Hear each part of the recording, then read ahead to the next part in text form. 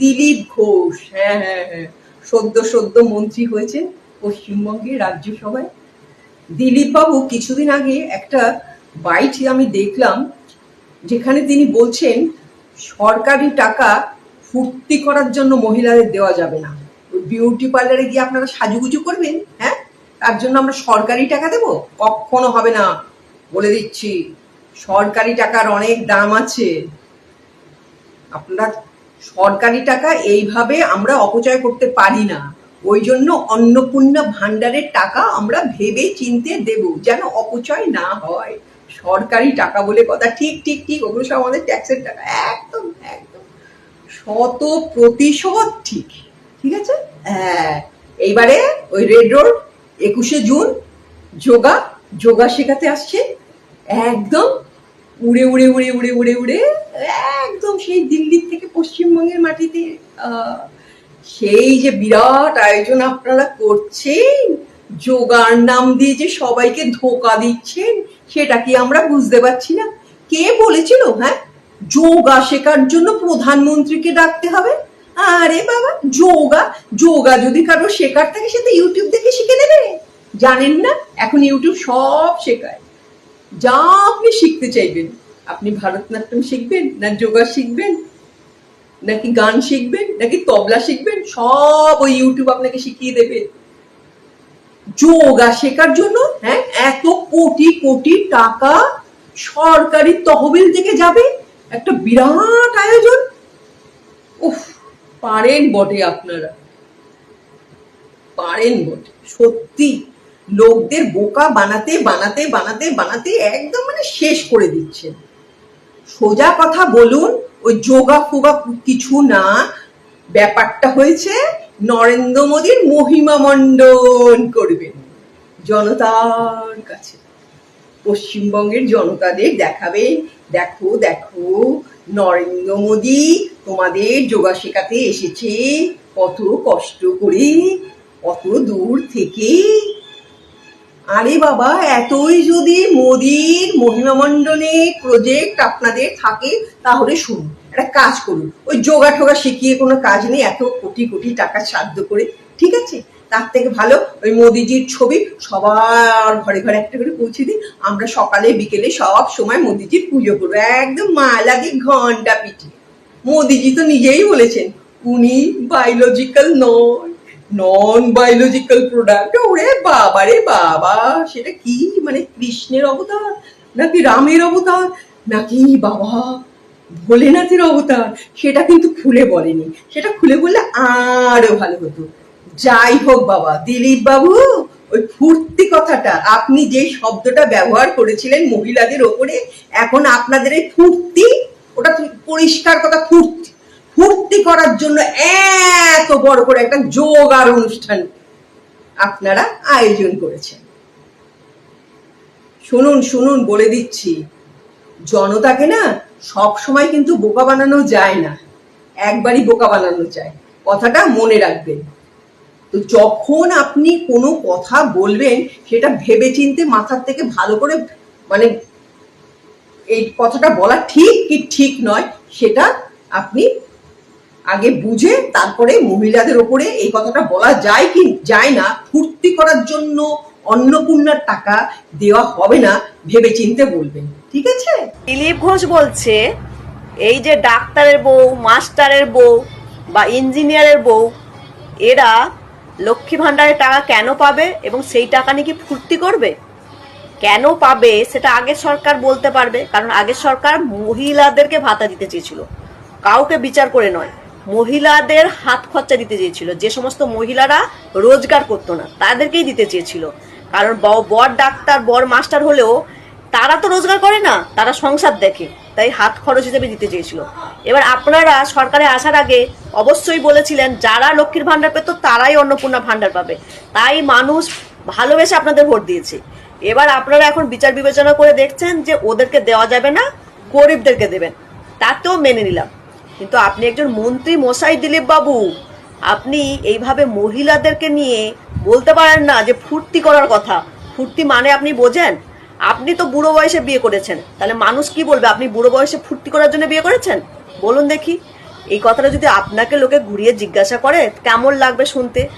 আচ্ছা, তারা beauty parlour যাবে, অবশ্যই যাবে। একটা 5,000 টাকা পাওয়া মেয়েও বিউটি পার্লার যেতে পারে। সে কি সাজবে না সাজবে সেটা তার সম্পূর্ণ ব্যক্তিগত ব্যাপার, সেটা নিয়ে কথা বলার কিছু নেই। আপনার বউ বিউটি পার্লারে যাবে মন্ত্রীর বউ বলে, আর পুলিশের বউ, ডাক্তারের বউ তারা যাবে না?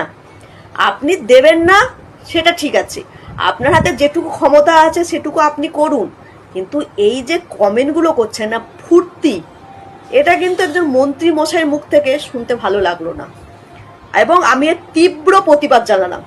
অবশ্যই যারা বিজেপির সাপোর্টার আছে আমাকে গালি দেবে, কিন্তু দেখুন আমি তো কোনো সাপোর্টার হিসেবে কথা বলি না। আমার মনে হয় যেটা প্রতিবাদ করার মতো কথা সেটা অবশ্যই প্রতিবাদ করব। আমাদের নতুন মুখ্যমন্ত্রী নিজেই নিয়ম তৈরি করছে, নিজেই সেই নিয়ম ভাঙছে। প্রথমে কি বলল মুসলিম ভাইদের কোনো রকমে রেড রোডে নামাজ পড়তে দেওয়া যাবে না। নামাজ পড়া কিন্তু 1 দিন এবং 2 ঘন্টার ব্যাপার, তাদেরকে নামাজ পড়তে দেওয়া হলো না। কারণ কি, রেড রোডে নামাজ পড়লে নাকি যানজট সৃষ্টি হবে, সাধারণ মানুষের চলাচলের অসুবিধা হবে। বেশ, মানলাম। এবং তাদেরকে কিন্তু ব্রিগেডের মাঠে নামাজ পড়তে দেওয়া হয়েছে। মুসলিমরা কিন্তু রীতিমতন কিন্তু সেটাই মাথা পেতে মেনে নিয়েছে, ঠিক আছে। অথচ 1 মাস পেরোতে না পেরোতেই আমাদের মন্ত্রী কি করলো, মাননীয় মন্ত্রী সেই নিয়মটা কিন্তু ভেঙে দিল। কি করলো, সেই রেড রোডে 7 দিন ধরে যোগার ব্যবস্থা করলো। 7 দিন বলছি, এখন সেই রেড রোডে যানজটের অসুবিধা হচ্ছে না, সাধারণ মানুষের চলাচলের অসুবিধা হচ্ছে না, তাহলে রেড রোডে না করে আপনারাও তো ব্রিগেডের মাঠে কিন্তু যোগাটা করতে পারতেন। এইবার একটা কথা, এই যে যানজট হচ্ছে, এই যে কি বলার নাম, মানুষের সমস্যা হচ্ছে, তার জন্য পুলিশকে বলছে যে অন্য কোনো রাস্তায় বিকল্প করতে।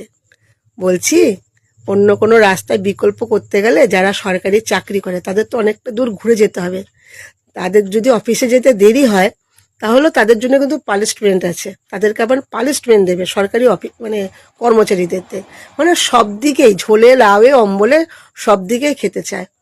যাই হোক, সেটা তো আমরা সবাই দেখেছি, সবাই দেখলে আর কি বলবো বলো। সরকার নিজেই আইন করছে, নিজেই আইন ভাঙছে, যে রেড রোডে নামাজ পড়তে দেবে না, অথচ রেড রোডে যোগা নিয়ে বসে পড়লো।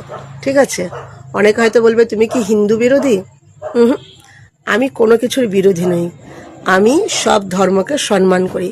কারণ ধর্ম তুমিও তৈরি করনি, ধর্ম আমিও তৈরি করিনি, ধর্ম তৈরি হয়ে এসেছে ওপর থেকে। তাই কোনো ধর্মকেই ছোট চোখে দেখা উচিত না, ঠিক আছে। কোনো ধর্মকে ছোট চোখে দেখা উচিত না, প্রত্যেকটা ধর্মকে সম্মান করো, দেখবে ভালো থাকবে। কোনো ধর্মই কিন্তু খারাপ হয় না, মানুষ খারাপ হয়, মানুষ খারাপ হয়, কিন্তু ধর্ম খারাপ হয় না। ধর্ম কখনো কোনোদিনও কাউকে খারাপ কিছু শেখায় না। যাই হোক, এখন নতুন করে আবার আমাদের মন্ত্রী কি বলছেন, যে মহরমে কোনো অস্ত্র আর ডিজে নিয়ে যেন রাস্তায় কোনো না বেরোনো হয়। তাহলে এই আইনটা কি শুধু কি মুসলিমদের জন্যই, হিন্দুদের জন্য হবে না? তাহলে ঠিক সেম মুসলমানরা যেরকম তাদের মহরমে ডিজে আর অস্ত্র নিয়ে বেরোতে পারবে না, একদম এটা কিন্তু কোনো ধর্মে লেখা নেই, এটাও কিন্তু দণ্ডনীয় অপরাধ, আইনত অপরাধ, ঠিক আছে। কোনো ধর্মেই লেখা নেই যে অস্ত্র নিয়ে কোনো ধর্মের ভগবানকে নিয়ে বা আল্লাহকে নিয়ে তাদেরকে নিয়ে পজিশন করা, এটাও কিন্তু অপরাধ। ঠিক আপনি যেরকম মুসলিমদেরকে যেরকম বলেছেন যে মহরমে হচ্ছে ডিজে আর হচ্ছে অস্ত্র নিয়ে বেরোনো যাবে না, ঠিক তেমনি আপনি হিন্দুদেরকেও বলে দেন যে রামনবমীর দিন ডিজে, অস্ত্র এবং মদের বোতল নিয়ে যেন রাস্তায় না বেরোনো হয়। রামনবমীর দিন যারা রামনবমীকে, রাম ঠাকুরকে নিয়ে রাস্তায় পজিশনে বেরোয়, তারাও কিন্তু ডিজে এবং অস্ত্র তার সাথে মদের বোতল ওপেন খেতে খেতে চলে যায়, সেটাও বন্ধ করুন।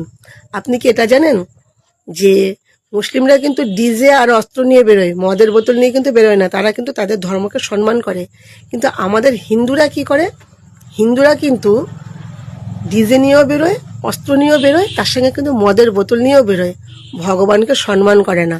ঠিক আছে, কিন্তু মুসলিমরা কিন্তু সম্মান করে। ঠিক আছে, আপনি আইন যখন করবেন সমান আইন করবেন, আপনি দুটো মানে আইন একই রাখবেন। মুসলিমদের জন্য একরকম আইন, হিন্দুদের জন্য একরকম আইন, এটা করবেন না। দুটো আইনই সমান রাখবেন, সব থেকে বেশি ভালো হবে। আর অস্ত্র নিয়ে কোনো ধর্মে এরকম অস্ত্র নিয়ে রাস্তায় বেরোনো এটাও উচিত না।